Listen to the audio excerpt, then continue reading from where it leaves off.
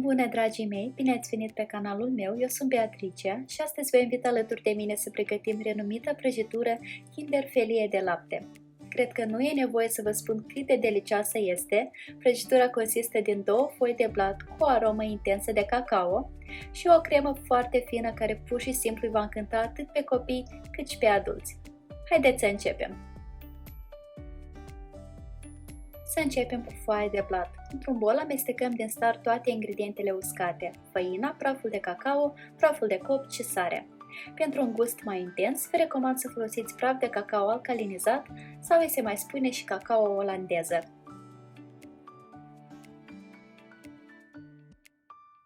În bolul unui mixer planetar adăugăm ouăle la temperatura camerei, pasta sau esența de vanilie și zahărul.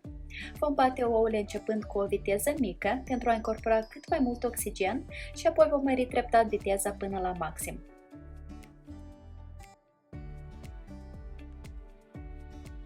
Batem ouăle la viteză maximă timp de 10 minute. Ele se vor deschide în culoare și vor căpăta mult volum. După 10 minute vom scade puțin din viteză și vom turna încet uleiul. Uleiul va oferi blatului umiditatea necesară. După ce s-a incorporat tot uleiul, vom opri mixerul și vom cerni deasupra și vom incorpora în 2 etape ingredientele uscate. Le incorporăm atent cu o spatulă, cu mișcări largi și ușoare.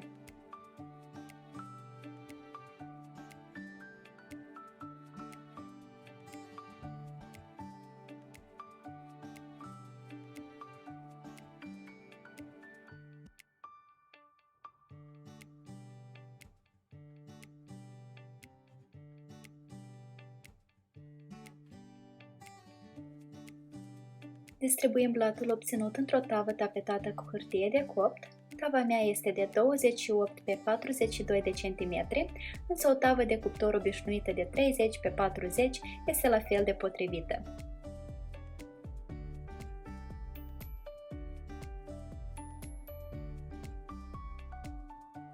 Coacem foaia de blat la cuptorul preîncălzit la 180 de grade timp de 10-15 minute sau până când trece testul scobitorii.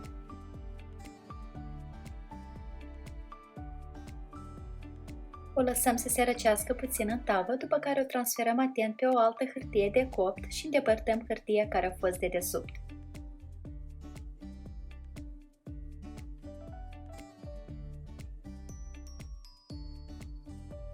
Vom tăia blatul în 2 foi și le lăsăm să se răcească complet. Pentru cremă vom bate mai întâi frișca rece de la frigider. În esență, pregătim un mus și deci vom aplica aceeași tehnică ca pentru orice alt mus. Frișca nu trebuie bătută până la vârfuri tari, doar până se îngroașă un pic. Atât e suficient. Într-un mic vas, hidratăm gelatina în apă rece. O lăsăm vreo 5 minute, după care vom topi la cuptorul cu microunde pentru 10 secunde.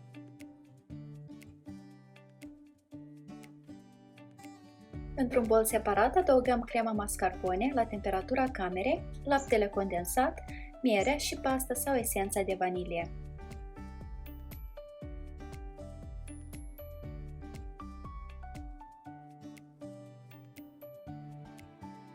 Mixăm totul împreună la cea mai mică viteză a mixerului. Nu vrem să mixăm excesiv pentru că crema mascarpone se poate separa, doar suficient cât să obținem un amestec omogen. Când toate ingredientele s-au omogenizat, vom turna în compoziție gelatina topită, mixând în continuu pentru a o incorpora.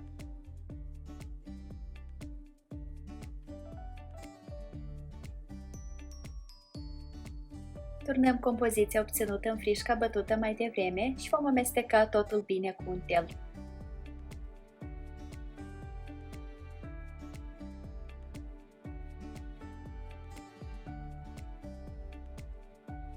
Musul este gata.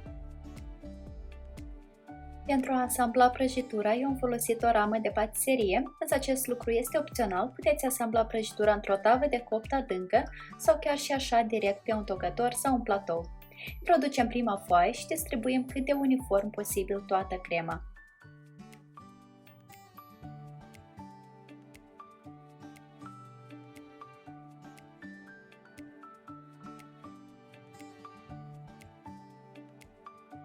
Punem deasupra două foaie, acoperim prăjitura cu o folie alimentară și o dăm la frigider timp de 3-4 ore, astfel încât musul să se prindă.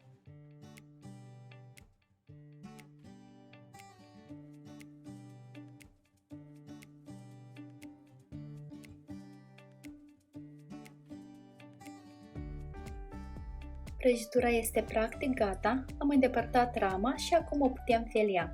Eu am porționat-o în 10 felii, ștergând bine cuțitul după fiecare tăietură.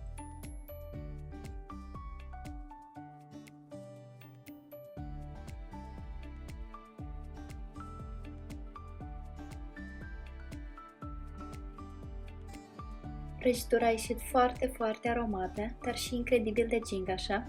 Crema e practic ca un sufleu, are o notă plăcută de miere, iar blatul e foarte pufos cu un gust opulent de cacao. Linkul către rețeta integrală scrisă îl puteți accesa în descrierea acestui video. Iar eu vă mulțumesc foarte mult pentru vizionare și vă doresc o zi cât mai delicioasă în continuare. Poftă bună! Pa, pa!